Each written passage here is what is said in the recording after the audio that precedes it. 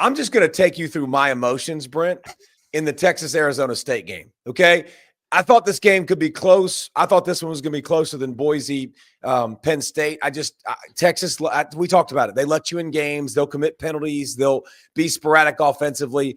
Started that game, they ran 2 plays in the first quarter, or 5 plays in the first quarter, Texas, but had 14 points, firmly in control, scored on a punt return. I'm like, Texas is so much better than Arizona State. Like, so much better.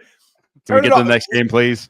Dude, all I want for Christmas is a good game. That line is still available. All I want for the new year is a good football game in the college football playoff. Then all of a sudden, there goes a stretch where I'm like, okay, I know Arizona State's losing on the scoreboard, but they're kind of dominating the game.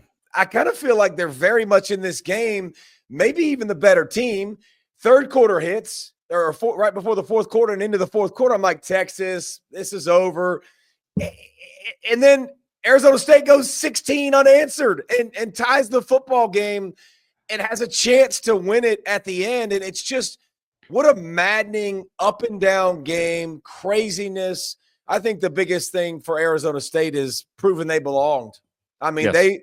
they another team, again, with rest, like Boise, like Arizona State, like Oregon, came out slow as crud. Like, they came out slow and sluggish, and Texas obviously jumped out to the lead, man. But what were you thinking? Well, at first, I know I was writing down notes, and I'm thinking, okay, Leavitt to me is like Miller Moss in that Michigan game, USC's quarterback, when we were talking about how he's running for his life on literally every play and getting up and getting drilled and still making plays. And then, like you said, Ewers, by the way, on the third down, drops the dime on the sideline, and then they go right and score, and it's 24-8. And I thought that was it. Like, I thought, okay. Yep. Dunsky. And no, Scadaboo said, I'm going to yak, and then I'm going to come back and throw tutties. Yeah, he yacked, by the way, after a helmet-to-helmet, and he kept shaking his head the rest of the game. Which makes you wonder a little bit. Yeah, and I know what those playoff games mean, bro. Like, you ain't dragging me off the field. I mean, it's just – it's not going to happen. Impressive resilience. Impressive by both sides, honestly. It was impressive response by Texas, too, because when you got into overtime, they had a 4th and 12. Like, you kind of forget that. Like, Texas is down 4th and 12, got to have it. They run a double move. By the way, Sark orchestrates 2 great plays. That play on 4th and 12 to get Golden, and then to get Helm on the little leak across the formation in OT, the second OT where you score in one play, get the 2-point conversion, and then the ball game is over. But both teams throwing haymakers. I tell you what, dude, Arizona State ain't going nowhere. I'm just telling you. Arizona State. That QB, not with that coach. No. That QB, dude, Sam Leavitt lost, but remember what he said before the game, Brent, and I brought it up like, I'm going to go prove I'm better than yours. And he also made the play. I thought he did. Like, yours made some great throws, but hey, on 3rd and 13, he's the one who makes that scramble to get the first down too in overtime. Then I'm like, ball play. Like, but just, you're right though. Quick twitch, athletic. They're dinged up obviously without Tyson, and they got dinged up again at wide receiver, but like, I was impressed with Scadaboo, and I was impressed with Kenny Dillingham after the game and what he said, because they said, what were you saying to your players when you circled them up? And it's like a 22-second clip. Go on my Twitter if you want to see it. Yep. Like, I said it. There's X's and O's, and that's the reason Kenny Dillingham is where he's at. But this is the reason why that they'll be back in the playoffs, and it's because he made them all circle back. Yep.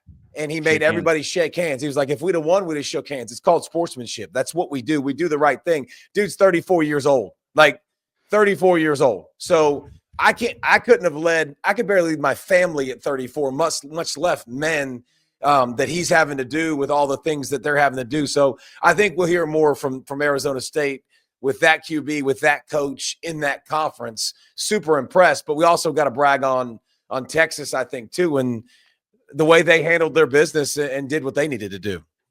Ewers is an enigma because he'll kind of float into almost like is he even in the game space kind of for about a quarter and a half or 2 quarters, and then he'll make the best throw of the night, and then makes the throw on 4th down. As much of a coverage issue as it was a throw, but still gets the protection set, knows the blitz is coming, all out blitz. They protect, makes the throw, and then the 2-point throw was a on the run throw was dirty. On the 2-point play was so it's. But okay, the let me ask you this, Brent. inconsistencies Let me of ask our you offense, this. by the way. Is it the inconsistencies that bother you, or is it the personality? Because I kind of wonder, like, because does that bother you at all? Because he's so flatliner, effortless, like never gets high, never gets low, kind of like does that sense of urgency doesn't seem to have it. Does that bother you, or is it play? Sometimes with the throwing, I think the lack of sort of sense of urgency with the throw, the laziness is the wrong word with it, but kind of I don't know. I don't know the right word for it, but it doesn't necessarily. That part doesn't bother me. It's the inaccuracies. Like he'll go for a quarter and a half, and he'll be overshooting balls, and then the deep ball will just be a float city where you're trying to get PI on an underthrow, and then by the way, the underthrow cost him, but with the interception late that gave Arizona State the chance to come back and tie it.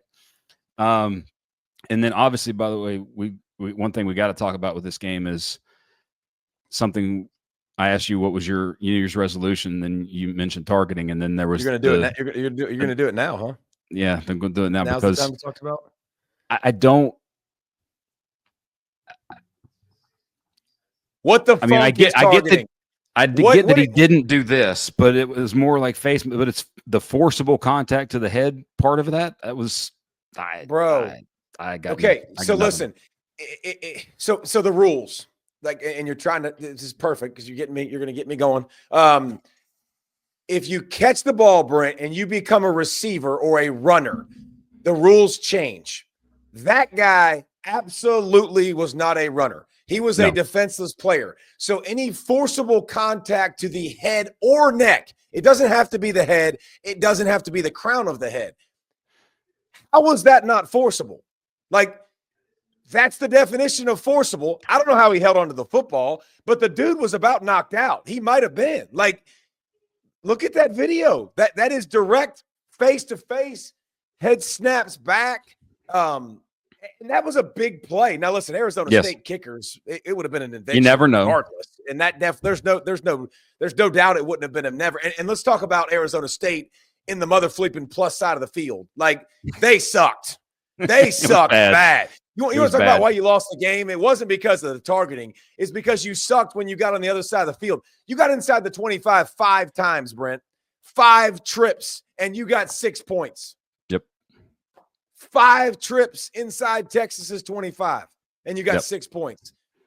That's unbelievably bad. And you're a team that pounds the football, and you tried to give it to Scatterboo, who was a man-child, an absolute man-child. By the way, it was why he was in my top 3 on my Heisman ballot. He was one of the top 3 for me.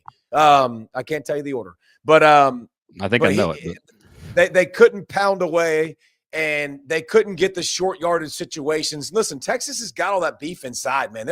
That's a tough squad to run inside on. But the targeting call, horse crap. It was targeting to me 6 ways to Sunday. I don't even know how you describe it. Bad call, but it's other things that you can point to that Arizona State lost. But they, again, still were super competitive. Had to lead in overtime. Yeah, had to lead.